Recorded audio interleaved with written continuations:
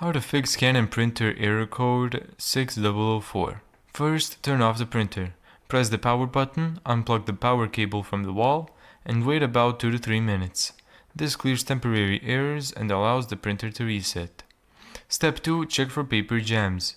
Open all covers and trays, look for jammed paper, pull paper out slowly in the direction of travel, and use a flashlight to check for tiny scraps left behind. Step 3. Check the ink cartridge carriage. Open the top cover, locate the carriage that holds the ink cartridges, remove if anything is blocking it. Remove any paper, tape, or foreign objects. Don't force the carriage. Step 4. Reinstall the ink cartridges. First, remove each cartridge. Check for packaging tape or debris. Reinstall each cartridge firmly until it clicks, and then close the cover.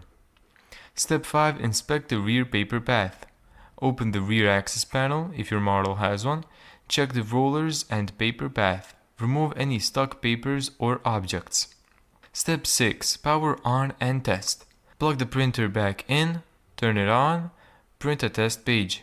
If the error still appears after all of these steps, the printer may have a faulty paper feed mechanism or carriage assembly and may require service.